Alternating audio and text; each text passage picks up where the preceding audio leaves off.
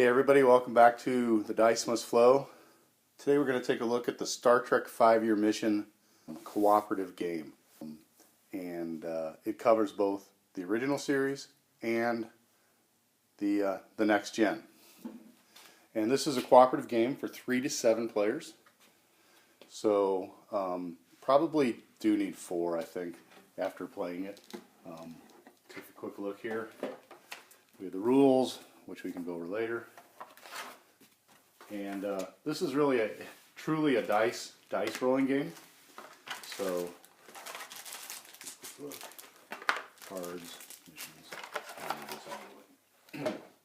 So, each player has a card representing their character, and the number means player 1, player 2, player 3. So, like, if you're playing a 7-player, other than if you're not playing a 7-player game, then you wouldn't use Chekhov. So, looking at original series, you would, let's say we were setting up for 4 players. You would have these 4 characters. Now, the basis of the game is that there are these mission cards, and each mission card, I'm going to move them where you can see them. They require you to roll dice and place dice on the card. There's blue alert, which is just normal, easier missions, yellow and red alerts. So if you can see, like the Space Seed, to complete this mission requires a yellow 2 or higher, and then this symbol here together means you have to place these dice both at the same time, and you have to place a blue 2 and a red 3. This mission, Return to the Archons, requires a blue 5 and a 3 or less red and a 5 or greater red. And it's got a prime directive symbol, which means this mission must be done before any other mission can be completed. So typically you would lay out missions, and then each turn you determine a new mission. In the yellow alert and the red alert, you just pick one. Say one, a blue alert or a red alert, one that you want to try and solve. Or that every player has to flip over a new mission card every turn. You can stack up to 3 missions.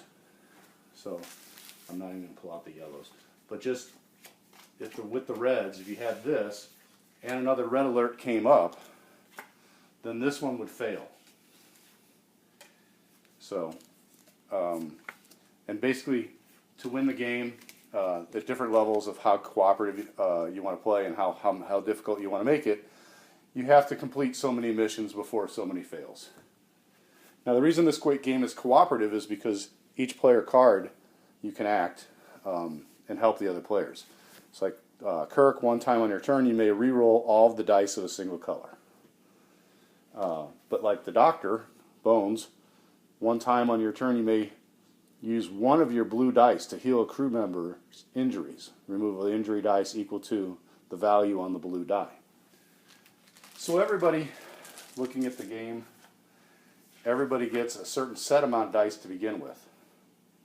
And then every turn you pull from the dice pool and roll. So each crewmate starts with 5 dice, 1 yellow, 2 blue, and 2 red. So at the start of the game, your players would have these kind of dice. So then, Kirk would roll a mission over, and you would find out that it would be these would be the 2 missions you would have available. And of course, I drop a die, but I'll pick up a different one. And you would roll, and he has rolled. This white means anything 4 or higher. And a blue 5. So he can't place the blue 5, of course, but he can place anything 4 or higher. So he'll put the red 4 on it, and these go back into his die pool. Then it would be Spock's turn, and so Spock can, after resolving any one die from an event, you can place it on, after resolving an event, you may retrieve 1 die from that event and place it onto another event. Now let's say Spock decided that he wanted to play a red alert card. that would be the Tholian web. Now, of course, this one here has a timer, so that actually they do have a timer symbol. I can go over that later. And he would roll, and he would need any 2 and anything 5 or higher. So he could actually solve this with a 2 and, oh, it's a red 5 or higher. So he could not solve this. So and they both have to be placed at the same time. So he couldn't do anything. So basically you keep going, keep each player's turn, and if certain missions will come out and say, if you fail, people take wounds, or when you flip the card, immediately take a wound, or flip the card, immediately Enterprise take a wound.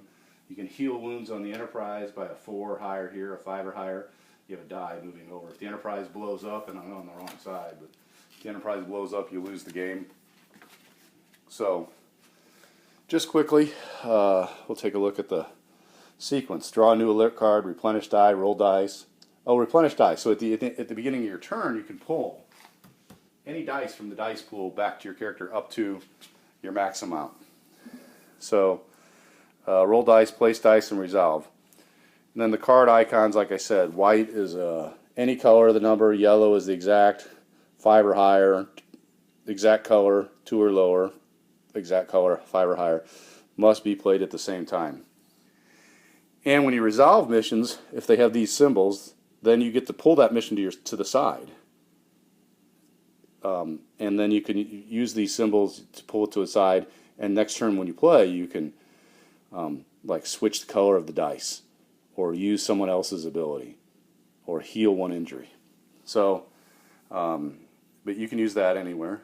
So, and card icons. So like if you play a blue card and it has a yellow icon, it immediately rolls a yellow alert. And if it has a red icon, you can immediately have to roll a red alert. So you can actually get in trouble sometimes where you pull a blue card and then it's a yellow alert and then it turns into a red alert and you basically pulled 3 cards.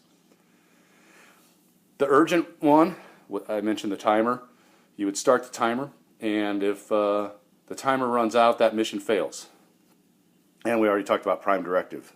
So victory points, you can see that if you're playing an ensign game, you need to complete 10 missions and have 1 of each color.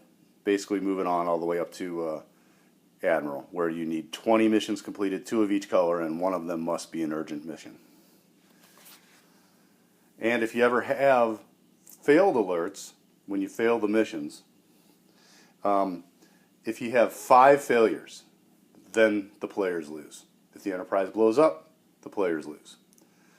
So that's basically the way this game is played. Very simple, but very fun.